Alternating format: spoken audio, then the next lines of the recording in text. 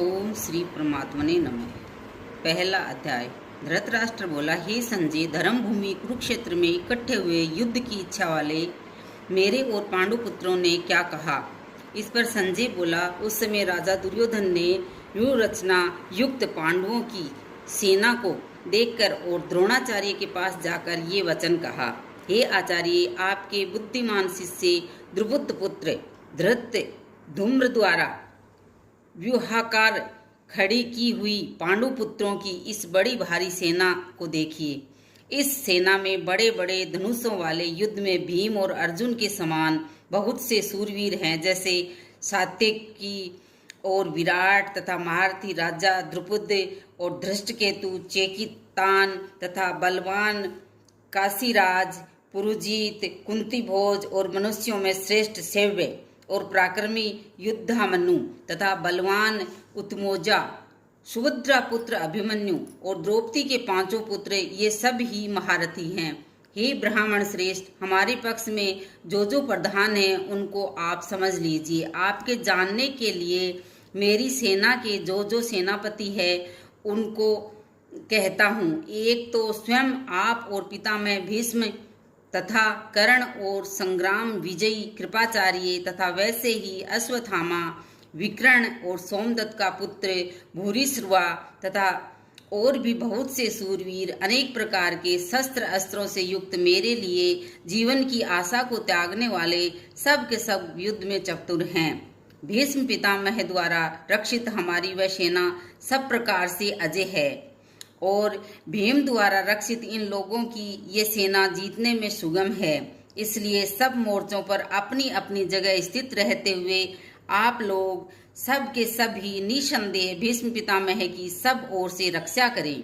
इस प्रकार द्रोणाचार्य से कहते हुए दुर्योधन के वचनों को सुनकर कौरवों में वृद्ध बड़े प्रतापी पितामह भीष्म ने उस दुर्योधन के हृदय में हर्ष उत्पन्न करते हुए उच्च स्वर में सिंह की नाद के समान गरज कर शंख बजाया। उसके उपरांत शंख और नगारे तथा ढोल, मृदंग और नरसिंह आदि बाजे एक साथ ही बजे। उनका वह शब्द बड़ा भयंकर हुआ। उसके अनंतर सफेद घोड़ों से युक्त उत्तम रथ में बैठे हुए श्री कृष्ण महाराज और अर्जुन ने भी अलौकिक शंख बजाए। उनमें श्री कृष्ण महाराज ने पंचजन्य नामक शंख और अर्जुन ने देवदत्त नामक शंख बजाया। भयानक कर्म वाले भीमसेन ने पुंड्र नामक महाशंख बजाया।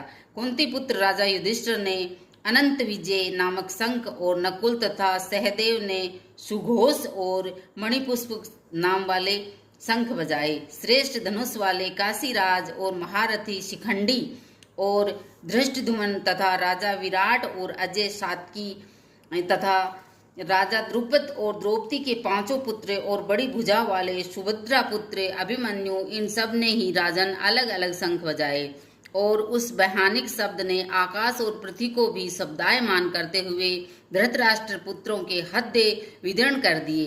हे राजन, उसके उपरांत कपिध्वज अर्जुन ने खड़े हुए धृतराष्ट्र पुत्रों को देखकर उस शस्त्र चलने की तैयारी के समय धनुष उठाकर ऋषिकेश श्री कृष्ण महाराज से ये वचन कहा, हे अच्युत, मेरे रथ को दोनों सेना के बीच में खड़ा करिए। जब तक मैं इन स्थित हुए युद्ध की कामना वालों को अच्छी प्रकार देख लूं कि इस युद्ध रूप व्यापार में मुझे किन किन के साथ युद्ध करना योग्य है।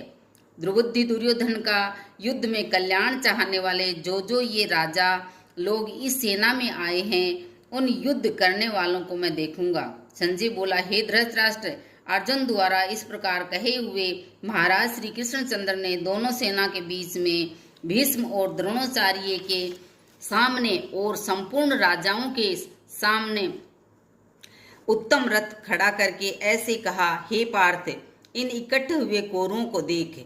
उसके उपरांत प्रथापुत्र अर्जुन ने उन दोनों ही सेनाओं में स्थित हुए पिता के भाइयों को, पितामहों को, आचार्यों को, मामों को, भाइयों को, पुत्रों को, पौत्रों को तथा मित्रों को, ससुरों को और सुहृदों को भी देखा। इस प्रकार उन खड़े हुए संपूर्ण बंधुओं को देखकर वह अत्यंत करुणा से युक्त हुआ। कुंती पुत्र अर्जुन शोक करता हुआ ये बोला, हे कृष्ण, इस युद्ध की इच्छा वाले खड़े हुए स्वजन समुदाय को मैं देखकर मेरे अंग शिथिल हुए जाते हैं और मुख भी सूखा जाता है और मेरे शरीर में कंप तथा रोमांच होता है तथा हाथ से गांडीव धनुष गिरता है और त्वचा भी बहुत जलती है तथा मेरा मन भ्रमित सा हो रहा है, इसलिए मैं खड़ा रहने को भी समर्थ नहीं हूँ। हे केशव, लक्षणों को भी विपरीत देखता हूँ तथा युद्ध में अपने कुल को मारकर कल्याण भी नहीं देखता। हे कृष्ण, मैं विजय नहीं चाहता और राज्य तथा सुखों को भी नहीं चाहता। हे गोविंद, हमें राज्य से क्या प्रयोजन है अथवा भोगों से और जीवन से भी क्या प्रयोजन है, क्योंकि हमें जिनके लिए राज्य भोग सुखाधिक इच्छित है वे ही ये सब धन और जीवन की आशा को त्याग कर युद्ध में खड़े हैं, जो कि गुरुजन, ताऊ, चाचे, लड़के और वैसे ही दादा, मामा, ससुर, पोते, साले और भी संबंधी लोग हैं। इसलिए हे मधुसूदन, मुझे मारने पर भी अथवा 3 लोक के राज्य के लिए भी मैं इन सब को मारना नहीं चाहता, फिर पृथ्वी के लिए तो कहना ही क्या। हे जनार्दन, धृतराष्ट्र के पुत्रों को मारकर भी हमें क्या प्रसन्नता होगी, अतः इन आतताइयों को मारकर तो हमें पाप ही लगेगा। इससे हे माधव, अपने बांधव धृतराष्ट्र के पुत्रों को मारने के लिए हम योग्य नहीं हैं, क्योंकि अपने कुटुंब को मारकर हम कैसे सुखी होंगे। यद्यपि लोभ से भ्रष्ट चित्त हुए ये लोग कुल के नाशकृत दोष को और मित्रों के साथ विरोध करने में पाप को नहीं देखते, परंतु हे जनार्दन, कुल के नाश करने से होते हुए दोषों को जानने वाले हम लोगों को इस पाप से हटने के लिए क्यों नहीं विचार करना चाहिए, क्योंकि कुल के नाश होने से सनातन कुल धर्म नष्ट हो जाते हैं।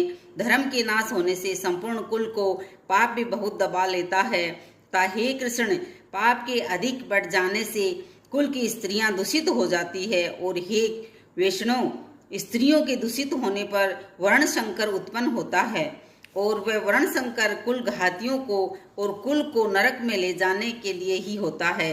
लोप हुई पिंड और जल की क्रिया वाले इनके पितृलोक भी गिर जाते हैं और इन वर्ण संकर कारक दोषों से कुल घातियों के सनातन कुल धर्म और जाति धर्म नष्ट हो जाते हैं तथा हे जनार्दन, नष्ट हुए कुल धर्म वाले मनुष्यों का अनंत काल तक नरक में वास होता है, ऐसा हमने सुना है। अहो, शोक है कि हम लोग बुद्धिमान होकर भी महान पाप करने को तैयार हुए हैं, जो कि राज्य और सुख के लोभ से अपने कुल को मारने के लिए उद्यत हुए हैं। यदि मुझ शस्त्र रहित नए सामना करने वाले को शस्त्रधारी धृतराष्ट्र के पुत्र रण में मारे तो वह मारना भी मेरे लिए अति कल्याणकारक होगा। संजय बोला कि रणभूमि में शोक से उद्विग्न मन वाला अर्जुन इस प्रकार कहकर वाण सहित धनुष को त्याग कर रथ के पिछले भाग में बैठ गया। इति श्रीमद् भगवत गीता रूपी उपनिषद एवं ब्रह्म विद्या तथा योग शास्त्र विषयक श्री कृष्ण और अर्जुन संवाद।